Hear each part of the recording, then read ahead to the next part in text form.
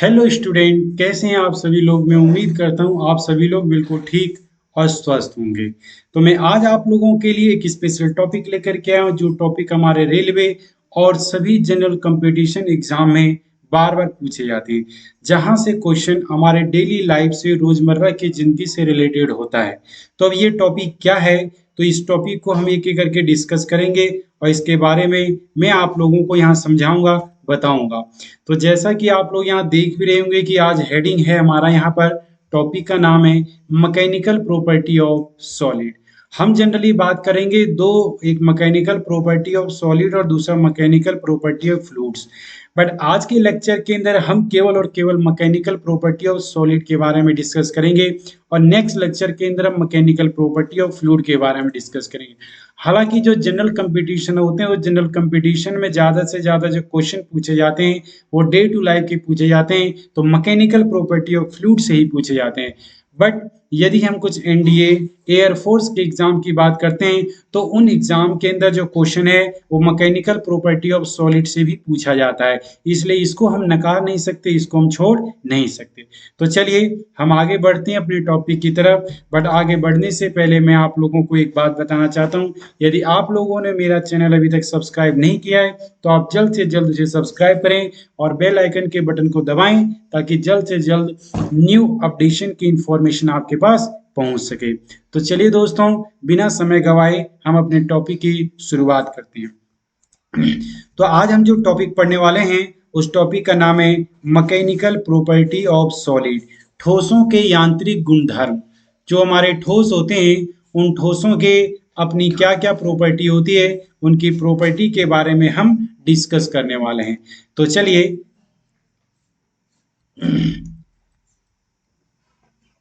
चलिए, तो सबसे पहला हमारा मैकेनिकल प्रॉपर्टी ऑफ सॉलिड। हम सॉलिड की कुछ मैकेनिकल प्रॉपर्टी देखेंगे और सॉलिड की मैकेनिकल प्रॉपर्टी में जो सबसे पहली प्रॉपर्टी आती है, that is called elastic property.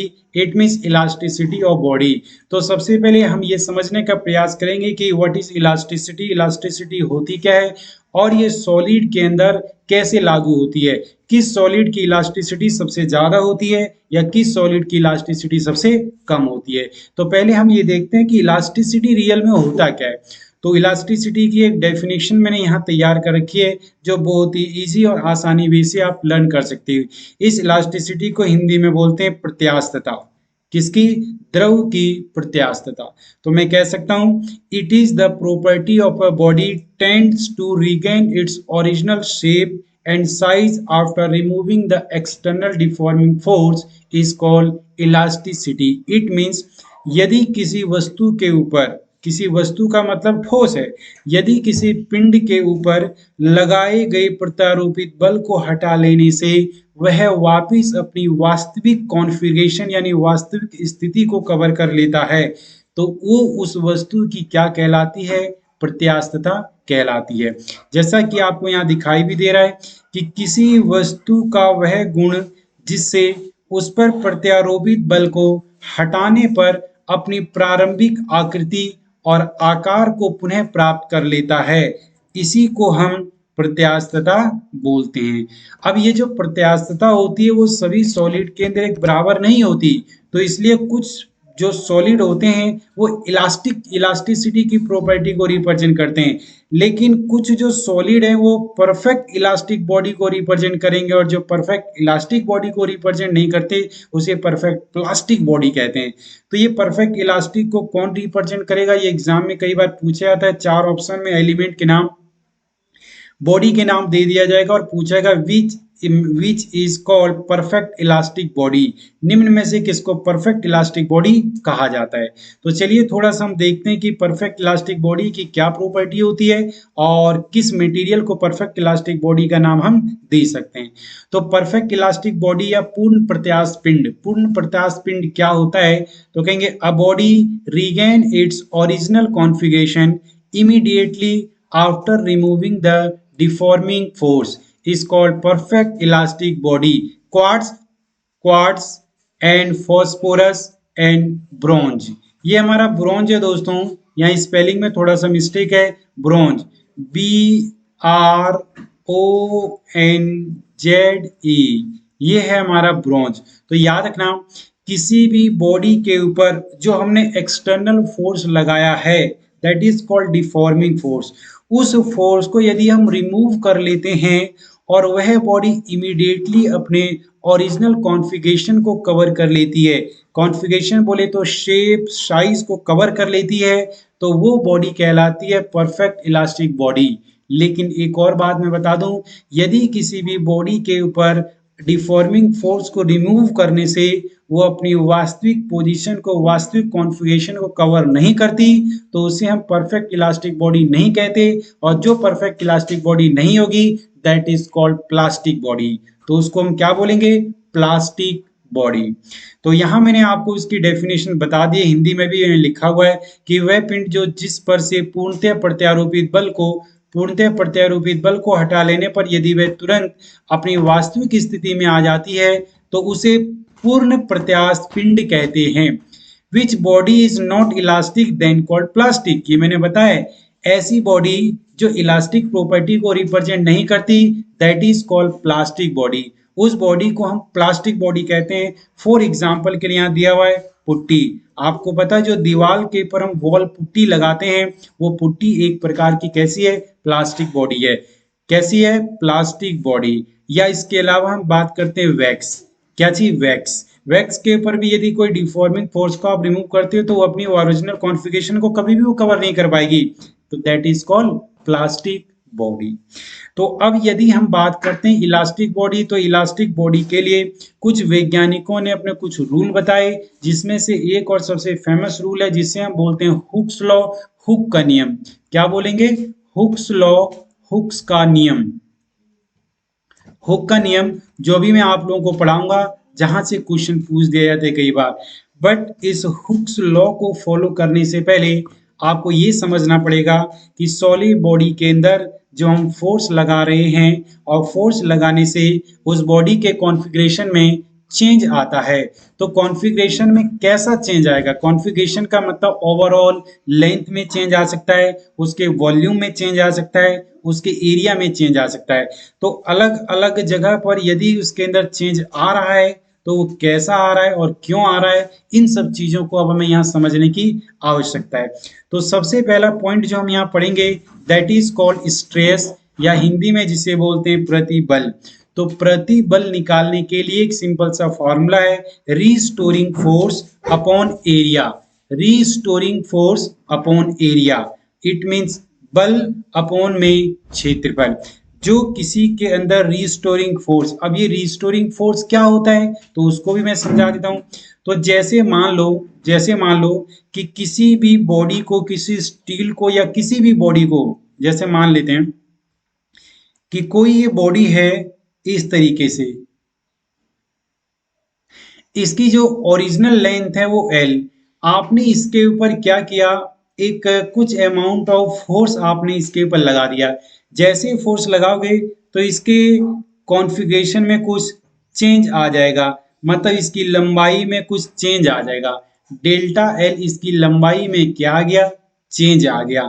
तो एक बात मुझे बताओ कि जैसे आपने इसको पकड़ के खींचा, तो पकड़ के खींच कर अभी आपने छोड़ा नहीं है, पकड़ के आपने खींच रखा है, लेकिन जैसे आप छोड़ते हो तो छोड़ते वो चीज वापिस अपने बॉडी को यानी ओरिजिनल कॉन्फ़िगरेशन को कवर करती है।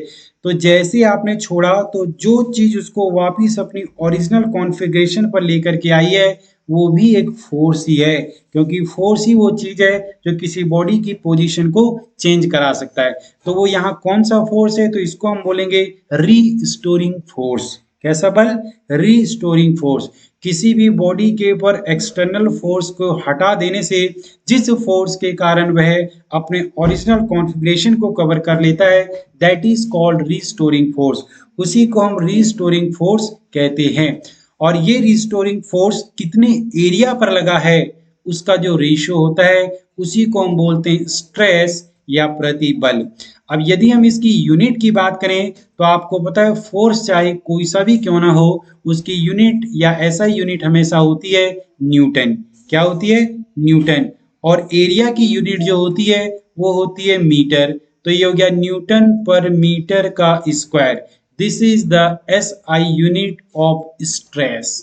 अब स्ट्रेस के बाद जो दूसरी बात हमें समझनी है यहाँ पर हुक्स लॉ को समझने के लिए, that is called strain. Strain का मतलब होता है स्टूडेंट विकृति, परिवर्तन या बदलाव। जैसे आपने किसी भी बॉडी के ऊपर एक एक्सटर्नल फोर्स लगा करके यदि आपने उसको खींचा और खींचने के बाद जैसे आपने उसके ऊपर डिफॉर्मिंग फोर्स को हटा दिया और डिफॉर्मिंग फोर्स को हटाते ही रीस्टोरिंग फोर्स वापस उसको उस ओरिजिनल कॉन्फ़िगरेशन में लेकर के आना चाहती है, लेकिन वह पूर्ण रूप से ओरिजिनल कॉन्फ़िगरेशन में नहीं आ पाता। तो जितना उसके ओरिजिनल लेंथ से इस बार उसके लेंथ में चेंज आएगा वो उसका स्ट्रेन कहलाएगा, यानी विकृति कहलाएगी। और ये विकृति मैंने बताया कई कॉन्फ़िगरेशन में हो सकता है, उसके लेंथ में हो सकता है, उसके एरिया में हो सकता है, उसके वॉल्यूम में हो सकता है। चेंजेज किसी भी कॉन्फ़िगरेशन में आ सकता है। सबसे पहले किसमें, लेंथ में, लंबाई में, दूसरा एरिया में, क्षेत्रफल में, और तीसरा किसके अंदर चेंज आ जाएगा, तो तीसरा हमारा चेंज आ जाएगा उसके वॉल्यूम में चेंज आ सकता है। तो इस तीन प्रकार के स्ट्रेंस को हम यहाँ पढ़ेंगे और उसको पढ़ने से पहले हम एक लॉ को फॉलो करेंगे, जो लॉ आपको जरूर पता होना चाहिए यदि आप इलास्टिसिटी के रूल को फॉलो कर रहे हो तो। और ये लॉ जिस वैज्ञानिक ने दिया है मैंने उसका नाम पहले बताया भी था, उसका नाम है हुक्स लॉ। बट उससे पहले एक छोटी सी बात आपसे पूछ ली दी जाती है, एग्जाम में कई बार पूछा जाता है कि बताओ चार मटेरियल के नाम दे दिए जाएंगे और पूछा जाएगा बताओ इन चारों में से वो कौन सा मटेरियल जिसकी इलास्टिसिटी ज्यादा होती है। तो ये आपको याद रखना है, steel is more elastic than rubber. Elastic का मतलब ये नहीं है कि आप उसको खींचे जाओ, जो जितना ज्यादा खींचा जा सकता है वो उतना ज्यादा इलास्टिक बॉडी होगा, नहीं। फिजिक्स के अंदर इलास्टिक का मतलब वो नहीं है कि आप उसको खींच के जितना लंबा कर दो वो उतना ही अच्छा इलास्टिक होगा, नहीं, ये बिल्कुल गलत है। तो फिजिक्स के अंदर इलास्टिसिटी का मतलब होता है कि किसी भी बॉडी के ऊपर एक्सटर्नल फोर्स लगाने के बाद यदि आपने उस एक्सटर्नल फोर्स को रिमूव कर दिया तो वो ओरिजिनल कॉन्फ़िगरेशन को कितनी जल्दी प्राप्त कर लेता है। जितनी जल्दी प्राप्त करेगा उसकी इलास्टिसिटी उतनी ही ज्यादा होगी, और जितनी देर से प्राप्त करेगा उसकी इलास्टिसिटी उतनी ही कम होगी। तो आपको पता है स्टील को यदि आप थोड़ा सा भी खींचते हो, हालांकि उसके ऊपर बहुत ज्यादा फोर्स लगाने पर हल्का सा उसकी लेंथ में चेंज आएगा, लेकिन वो ओरिजिनल कॉन्फ़िगरेशन को भी उतनी जल्दी कवर कर लेगा as compare to rubber. So we also known that steel is always more elastic than rubber. Steel की प्रत्यास्थता रबड़ से हमेशा अत्यधिक अधिक होती है, ये आपको दिमाग में याद रख लेना है। अब चलिए हम फॉलो करते हैं हुक्स लॉ, हुक का नियम। तो हुक साहब ने क्या बताया, तो हुक साहब ने बेसिकली बताया कि किसी भी बॉडी के ऊपर लगाया गया स्ट्रेस उसके स्ट्रेन के साथ डायरेक्टली प्रोपोर्शनल में होता है। इसका मतलब आप जितना ज्यादा उसके अंदर प्रतिबल लगाओगे उसकी विकृति उतनी ही ज्यादा होगी। आप जितना ज्यादा प्रतिबल लगाओगे विकृति उतनी ही ज्यादा होगी, उसकी विकृति उतनी ही क्या होगी, ज्यादा होगी। कैसे, तो चलिए इस चीज को देखते हैं। स्ट्रेस का मतलब होता है बच्चों प्रतिबल, और स्ट्रेन का मतलब होता है विकृति, विकृति। तो मैंने आपको बताया जितना ज्यादा किसी सॉलिड बॉडी के ऊपर आप फोर्स लगाओगे उसके स्ट्रेन में उतना ही ज्यादा चेंज आएगा। फिर स्ट्रेस, आपको पता है इस प्रपोर्शनल को रिमूव करने के लिए हमें एक कांस्टेंट की आवश्यकता होती है, दैट इज कॉल्ड, इसको रिप्रेजेंट किया ई से, it is the elastic constant. इसको हम बोलते हैं किसी भी बॉडी की इलास्टिसिटी, क्या बोलते हैं, या इसका पूरा नाम है मॉडुलस ऑफ इलास्टिसिटी। इसको क्या बोल देते हैं, modulus of elasticity, modulus of elasticity. Stress upon में स्ट्रेन। तो अब यहां से यदि हम बात करें मॉडुलस ऑफ इलास्टिसिटी को, तो E is equal to stress upon में क्या आ जाना है, स्ट्रेन। स्ट्रेस का मतलब आपको मैं बता चुका हूं प्रतिबल, और स्ट्रेन का मतलब क्या है, विकृति है। तो यदि हम इसकी यूनिट की बात करें तो आपको पता है इसकी यूनिट क्या होगी, तो यूनिट के लिए सीधी सी बात स्ट्रेस का मतलब होता है दोस्तों फोर्स पर यूनिट एरिया, और स्ट्रेन का मतलब होता है दोस्तों क्या उसकी लंबाई में कितना चेंज आया है उसके ओरिजिनल लेंथ के कंपैरिजन में, या ओरिजिनल एरिया के कॉन्फ़िगरेशन में, या ओरिजिनल वॉल्यूम के कॉन्फ़िगरेशन में। तो आपको पता है कि फोर्स की यूनिट होगी मीटर, सॉरी न्यूटन। फोर्स की ऐसा यूनिट क्या होगी न्यूटन, एरिया की होगी मीटर का स्क्वायर, और ये लेंथ का भी होता है मीटर, और फिर लेंथ का हो जाएगा मीटर, तो वो कट जाएगा। तो यानी ये हमारा केवल हो गया न्यूटन पर मीटर का स्क्वायर। कई बार आपसे इसकी वो डायमेंशन, आपसे वो इसकी वीमाएं भी पूछ सकता है। तो डायमेंशन में आपको याद रखना है कि न्यूटन की डायमेंशन होती है ml/t-2, और यदि हम बात करें मीटर यानी डिस्टेंस, तो लेंथ के ऊपर रिप्रेजेंट करेंगे -2। तो यदि हम टोटल कैलकुलेट करें तो हो जाएगा m, और ये देखो l का यहाँ कुछ नहीं है तो कितना है 1 है, 1 और -2 कितना हो जाएगा l का -1 और t का -2। तो ml-1t-2 is the dimension of modulus of elasticity, यानी प्रत्यास्थता गुणांक। प्रत्यस्तता गुणांक का डायमेंशन जिसकी विमाएं होती है m1l-1t-2। तो ये आपको याद रखने की आवश्यकता है, ये एग्जाम में बार बार रिपीटेड किया जाता है, बार बार पूछा जाता है। अब हुक साहब ने इस चीज को रिप्रेजेंट करने के लिए ग्राफ भी बनाया था। Stress is directly proportional to strain को रिप्रेजेंट करने के लिए उन्होंने एक ग्राफ बनाया था। अच्छा, जो बात मैंने आपको अभी ऊपर बताई थी वही चीज यहाँ पर लिखी गई है, देखो मॉडुलस ऑफ इलास्टिसिटी, प्रत्यास्थता का गुणांक, इसको हम ई से रिप्रेजेंट करेंगे, और फार्मूला है स्ट्रेस अपॉन में स्ट्रेन।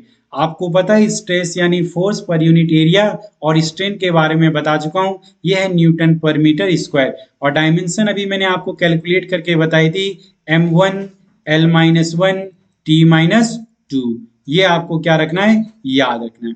तो जो अभी मैंने एक आपको फॉर्मूला बताया था उसी के बिहाफ पर एहुक्स लॉ ने एक ग्राफ बनाया, और उस ग्राफ के अंदर देखो क्या दर्शाया गया कि ये जो आपको ये दिखाई दे रहा है, ये जो वाई एक्सिस में है, ये वाई एक्सिस में जो है वो लेंथ में चेंजेस को रिप्रेजेंट करेगा कि लंबाई में कितना चेंज आएगा। और ये जो आपको एक्स एक्सिस में दिखाई दे रहा है वो बॉडी के ऊपर लगाया गया फोर्स को रिप्रेजेंट करेगा, किसको, फोर्स को। और आपको पता है डिफॉर्मिंग फोर्स जितना ज्यादा होगा, किसी भी बॉडी पे लगाया गया एक्सटर्नल फोर्स जितना ज्यादा होगा उसकी लंबाई में उतना ही ज्यादा चेंज आएगा। तो आपने यहाँ से फोर्स थोड़ा सा बढ़ाया तो इसकी लंबाई थोड़ी सी बढ़ गई, और फोर्स बढ़ाया तो इसकी लंबाई और बढ़ गई, और फोर्स बढ़ाया तो इसकी लंबाई और बढ़ गई। बट ध्यान रखना ऐसा कभी नहीं होता कि किसी मेटल को आप खींच रहे हो तो लगातार वो खींचता ही जाएगा। एक ऐसा पॉइंट आएगा जिस पॉइंट के बाद उसकी लिमिट आती है इलास्टिसिटी की, और उस लिमिट के बाद वो बीच में से ब्रेक हो जाता है। तो जहां से वो इलास्टिसिटी की लिमिट आती है उसको हम इलास्टिक लिमिट बोलते हैं। क्या बोलते हैं, इलास्टिक लिमिट। तो देखो अभी तक ये जो वायर है या जो मेटल है वो बिल्कुल सीधा है, तो जहां तक वो बिल्कुल सीधा है याद रखना वहां तक उसकी लंबाई में चेंज आ रहा है। लेकिन जहां के बाद लगाए गए फोर्स के कारण उस, आप देखते हो मेटल के मेटल जो है स्ट्रेट रहने की वजह से टेढ़ा मेढ़ा होता जा रहा है। और यदि ये टेढ़ा मेढ़ा हो रहा है इसका मतलब ये इसका जो है ए जो है ये इसका वो पॉइंट है जिस जहां से हमारी लिमिट स्टार्ट होती है। इसको पॉइंट को हम बोलते हैं इल्डिंग पॉइंट। याद रखना इस पॉइंट को बोलते हैं इल्डिंग पॉइंट। इल्डिंग पॉइंट वो पॉइंट है जहां से क्या होता है ये स्टार्ट होता है, क्या, टेढ़ा मेढ़ा हो जाना, स्ट्रेट नहीं रह पाता। लेकिन भैया टेढ़ा मेढ़ा होने के बावजूद भी आप और ज्यादा थोड़ी ना खींच पाओगे, कुछ दूर तक आप खींचोगे लेकिन टेढ़ा मेढ़ा होने के बाद अब ये वहां से क्या हो जाएगा, ब्रेक हो जाएगा। तो इस बी पॉइंट को हम बोलेंगे ब्रेकिंग पॉइंट। तो दो पॉइंट याद रखना है, जिस पॉइंट के बाद किसी भी सॉलिड के अंदर फोर्स को अप्लाइड करने से वो टेढ़ा मेढ़ा हो जाए तो याद रखना उस पॉइंट को बोलेंगे यील्डिंग पॉइंट। लेकिन जिस पॉइंट के बाद एक थोड़ा सा भी यदि फोर्स आपने ज्यादा अप्लाई कर दिया तो वो उससे अलग हो जाएगा, वो उससे ब्रेक हो जाएगा, यानी वो उस तार से जुदा हो जाएगा। और यदि वो उससे जुदा हो गया तो आप लोगों को पता है कि वहां तक जहां से वो अलग हुआ है वो उसका एक पॉइंट कहलाएगा ब्रेकिंग पॉइंट, जिसे हम बोलते हैं टूटने की कगार। क्या बोलते हैं? टूटने की कगार। मतलब इसके बाद फोर्स लगाते ही वो डेफिनेटली टूट जाएगा। तो ये बात आप लोग को याद रखना है, जो उसने बताया भी है हमारे हुक साहब ने। Force is directly proportional to delta L. Force जितना ज्यादा लगाओगे उसकी लंबाई में उतना ही ज्यादा चेंज आएगा, फोर्स जितना कम लगाओगे उसकी लंबाई में उतना ही कम चेंज आएगा। और यही हमारे हुक साहब ने बताया जो इस ग्राफ को रिप्रेजेंट करता है। तो ये बात आप लोगों को याद रखनी है। अब इसके बाद मैंने आपको शुरुआत में बताया था कि ये जो विकृति आती है स्टूडेंट, तो ये विकृति कई तरीके से आ सकती है। लेंथ में भी विकृति आ सकती है, इसके अलावा उसके एरिया में भी विकृति आ सकती है, या उसके वॉल्यूम में भी विकृति आ सकती है। तो अलग अलग प्रकार की यदि विकृति आ रही है तो जो मॉडुलस ऑफ इलास्टिसिटी है वो अलग अलग प्रकार का होगा। और यदि अलग अलग प्रकार का मॉडुलस ऑफ इलास्टिसिटी है तो उसके लिए अलग अलग फॉर्मूले होंगे और अलग अलग बेसिक टर्म्स होंगे, और नाम भी उनके क्या होंगे? अलग अलग होंगे। तो सबसे पहले जो हम पढ़ेंगे उसका नाम है Young modulus of elasticity, Young प्रत्यास्थता का गुणांक। अब ये यंग मॉडुलस क्या होता है, इसको कैलकुलेट करने का क्या फार्मूला होता है और ये कब अप्लाइड किया जाता है, तो उस चीज को देखते हैं। तो सबसे पहले यंग मॉडुलस को हम रिप्रेजेंट करेंगे y से। किससे? y से। और यंग मॉडुलस का फार्मूला है longitudinal stress upon longitudinal strain, अनुदैर्ध्य प्रतिबल अनुदैर्ध्य विकृति। मतलब ये कह रहा है कि मान लो कि ये कोई एक ऐसे वायर है, आपने इसके ऊपर क्या लगा दिया? एक फोर्स लगा दिया। जैसे फोर्स लगाओगे तो इसके कुछ इसे लंबाई में क्या आ गया? चेंज आ गया। इसकी लंबाई में क्या गया? चेंज। ये था हमारा एल और ये था हमारा क्या? Delta L. तो लंबाई में इसके चेंज आ गया, लेकिन लंबाई के साथ कुछ एरिया भी तो इसका होगा। तो इसी चीज को हम कैलकुलेट करेंगे तो हो जाएगा एफ अपॉन में, यहां से जब हम कैलकुलेट करेंगे तो ये हो जाएगा young modulus of elasticity,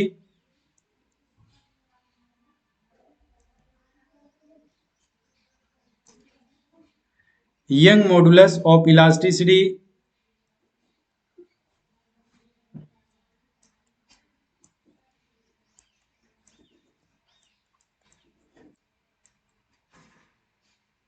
young modulus of elasticity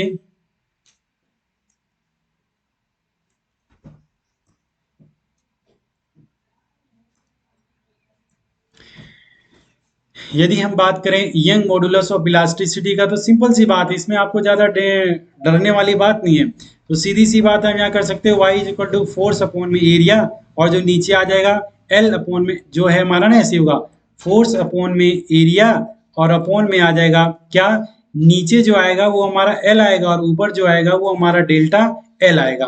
तो इसको जब चेंज करोगे तो आपको पता है इस वाले से ये वाला हमारा कैंसिल हो जाना है, तो फोर्स अपॉन में एरिया अभी भी रह जाएगा, फोर्स अपॉन में एरिया, फोर्स अपॉन में एरिया। एल क्या है यहाँ पर? एल ओरिजिनल लेंथ है, ए एरिया है, और डी आई क्या है यहाँ पर? लंबाई में विकृति। ठीक है, डी आई नहीं, इसको हम बोलेंगे डेल्टा एल। डेल्टा एल क्या? लंबाई में विकृति, उसकी लंबाई में जितना चेंज आया है। तो याद रखना young modulus is always act in solid body. Young modulus solid body के लिए लागू होता है, क्योंकि यदि ध्यान रखना सॉलिड बॉडी के अंदर यदि आप एक्सटर्नल फोर्स लगाते हो उसकी लंबाई में चेंज आ रहा है। किसके अंदर चेंज आ रहा है? केवल सॉलिड के लिए तो ये सारे हैं जो भी मैं बता रहा हूं, लेकिन यहाँ केवल और केवल लेंथ में लंबाई में चेंज आने के कारण जो मॉडुलस तैयार होता है उसको बोलते हैं यंग मॉडुलस ऑफ इलास्टिसिटी, जिसका फार्मूला है y से रिप्रेजेंट करेंगे फोर्स अपॉन में एरिया अपॉन में डेल्टा एल अपॉन में एल, और एल से डेल्टा एल कैंसिल आउट हो जाएगा, तो केवल और केवल क्या बचेगा? फोर्स अपॉन में एरिया। यूनिट की बात करें दोस्तों तो चाहे किसी भी प्रकार के इलास्टिक कांस्टेंट क्यों ना हो, सभी इलास्टिक कांस्टेंट जो होते हैं उनकी यूनिट और उनकी डायमेंशन एक समान एक बराबर होगी, ये आपको याद रखना है। तो नेक्स्ट पॉइंट पर चलते हैं। नेक्स्ट पॉइंट और अगला पॉइंट है हमारा bulk modulus of elasticity. Bulk modulus of elasticity का मतलब है आयतन प्रत्यास्थता गुणांक।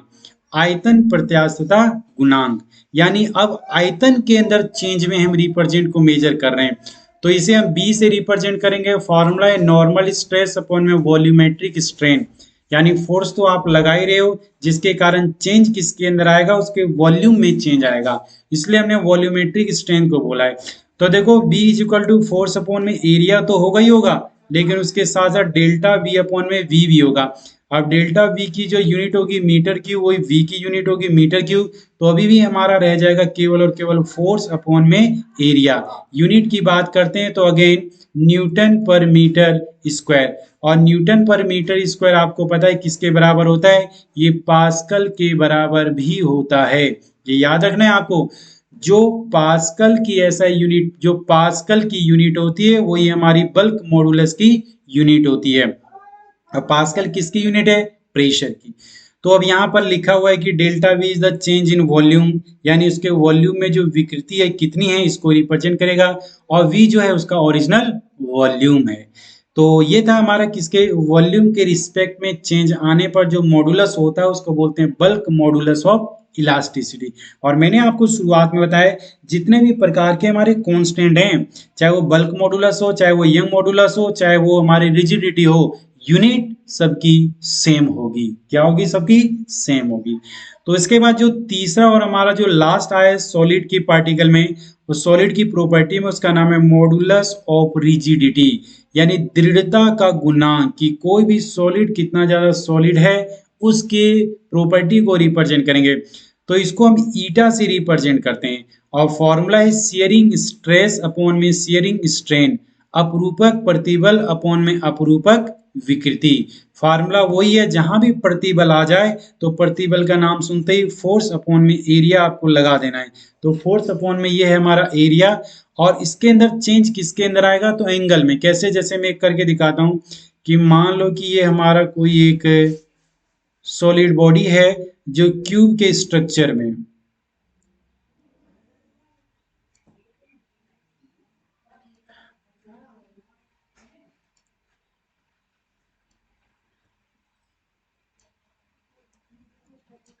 तो ये जो हमारा यहां से यहां के बीच का जो हमारा इसके बीच में ये जो बना है थीटा, ये थीटा कितना ज्यादा होगा और कितना कम होगा उसके ऊपर डिपेंड करेगा कि उसकी विकृति कितनी ज्यादा हो रही है और विकृति कितनी कम हो रही है। और जनरली आपको पता है कि इसके ऊपर यदि आप प्रतिबल कम लगा रहे हो, प्रतिबल ज्यादा लगा रहे हो, तो ये जो थीटा होगा वो कभी ज्यादा चेंज लाएगा और कभी कम चेंज लाएगा। तो ये हमारा शियरिंग स्ट्रेस, तो ये हमारा हो गया eta is equal to force upon में एरिया इंटू में थीटा। और जनरली आपको पता है थीटा की यूनिट क्या होती है, रेडियन, और रेडियन की कोई डायमेंशन नहीं होती। तो आपको यहाँ याद रखना है eta is equal to force upon में एरिया। यूनिट की बात करें तो न्यूटन पर मीटर स्क्वायर, जिसे हम पास्कल भी बोल सकते हैं। तो ये था स्टूडेंट आज का हमारा मैकेनिकल प्रॉपर्टी ऑफ सॉलिड से रिलेटेड। और मैंने आपको जैसे बताया शुरुआत में कि ऐसे क्वेश्चन, इन टॉपिक से क्वेश्चन सबसे ज़्यादा एयरफोर्स और एनडीए के एग्जाम में पूछे जाते हैं, टेक्निकल के एग्जाम में पूछे जाते हैं। तो इस टॉपिक से रिलेटेड मैं 10 से 15 क्वेश्चन की एक सीरीज लेकर के आऊँगा इसी के बाद, क्योंकि मेरा मानना है जब तक हम किसी फॉर्मूले को, किसी क्वेश्चन को समझते हैं और किसी को याद रखते हैं, तब तक वो हमारे दिमाग में बैठ नहीं जाती जब तो उसके हम समझ समझ कर उसके बिहा पर कुछ क्वेश्चन ना कर लें। क्योंकि प्रैक्टिस करना बहुत जरूरी है, आप लोगों को पता है practice make a perfect man. जब तक आप प्रैक्टिस नहीं करोगे तब तक किसी भी चीज की आपको समझ अच्छी तरीके से नहीं आएगी। तो आप प्रैक्टिस ज्यादा से ज्यादा करो। तो ये जो टॉपिक मैंने आपको कवर कराया है, इस टॉपिक के नेक्स्ट क्लास में मैं आपको 10 से 15 क्वेश्चन वो कराऊंगा जो एज अ न्यूमेरिकल के टर्म्स में होंगे, या एज अ बेसिक टर्म्स भी होंगे जो जनरल कंपटीशन के लिए भी लागू होते हैं, जो हमारे रेलवे और मेरे हिसाब से रेलवे एनडीए और एयर रेलवे, एनडीए और एयर फोर्स में यहाँ से दवा के न्यूमेरिकल पूछे जाते हैं। तो उसके लिए मैं कुछ न्यूमेरिकल आपको नेक्स्ट क्लास में करवाऊंगा और उसके लिए आप लोग तैयार रहिएगा। उसके लिए इस चीज को आप पहले ध्यान पूर्वक पढ़ लेना, ताकि अगले क्लास में जो मैं न्यूमेरिकल करूं तो वहां फॉर्मूले में आप लोगों को कोई डिफिकल्टी ना पैदा हो। तो चलिए, बाय बाय, थैंक यू। जल्दी मिलते हैं दूसरी वीडियो में इसके न्यूमेरिकल के साथ। Bye bye.